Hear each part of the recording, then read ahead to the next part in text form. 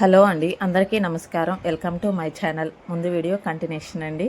ఇంకా సతీష్ వాళ్ళ నాన్న ఇంకా రాడు, ఇంకా టెస్ట్ చేసుకోడు కిడ్నీ ఇవ్వడని సతీష్కి బాగా అర్థమైపోయిందండి. ఆ రోజు మా అక్క వాళ్ళ ఇంట్లోనే స్టే చేసినాము. రెండో రోజు డయాలసిస్కి చెన్నైకి వెళ్ళిపోయినామండి. ఇంకా ఎక్కడన్నా చేసుకోవడానికి భయపడుతున్నాడండి, సీరియస్ అయింది కదా అని డ్రైవర్ని మాట్లాడుకొని మా కార్ తీసుకొని మేము చెన్నైకి వెళ్ళిపోయినాం. చెన్నై నుంచి నేరుగా మా ఊరికే వచ్చేసినామండి. ఇంకా వాళ్ళ ఇంటికి వెళ్తే మీరెవరు మీ ఇంట్లో పెట్టుకోవడానికి అన్నట్టు మా అక్క వాళ్ళని అన్నాడు కదా. ఇంకా వాళ్ళు కూడా వద్దులే సతీష్, నీ విషయంలో అటు ఇటు అయితే మీ అమ్మ మీ నాయన మమ్మల్ని వేసుకుంటారు, వాళ్ళని చూస్తే నా కొడుకుని కాపాడుకోవాలనే ఉద్దేశం ఎక్కడా కనపడతలేదు, నువ్వు మీ ఇంటికే వెళ్ళు, ఏం జరుగుతుందో అన్నాడు. నేరుగా మేము మా ఇంటికి మిడ్ నైట్కి అంతా వెళ్ళిపోయినామండి. చెన్నై నుంచి మార్నింగ్ లేస్తే వాళ్ళు వీళ్ళు రావడాలు రకరకాలుగా మాట్లాడుతున్నారండి. సతీష్ గురించి ఇంత బ్యాడ్ ఆలోచన చేస్తారని నేను ఎప్పుడూ అనుకోలేదండి.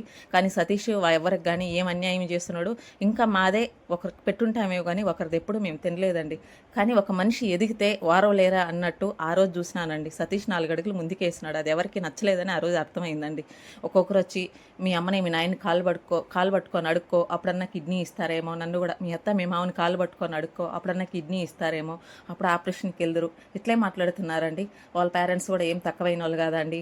ఎక్కడ నా కొడుకు అని బాధ కానీ ఆలోచన కానీ వాళ్ళకి లేదండి.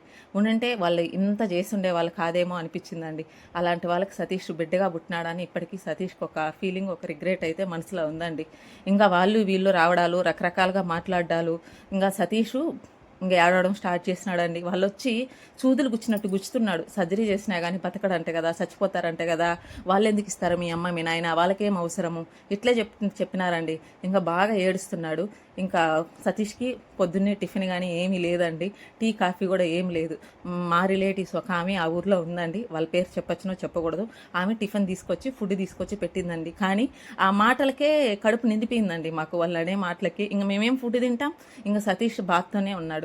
వాళ్ళ అన్న పిల్లల్ని పిలిపించి సతీష్ అవ్వని తాతని పిలుచుకురాపోండ్రా అని చెప్పి పంపించినాడండి మాట్లాడడానికి.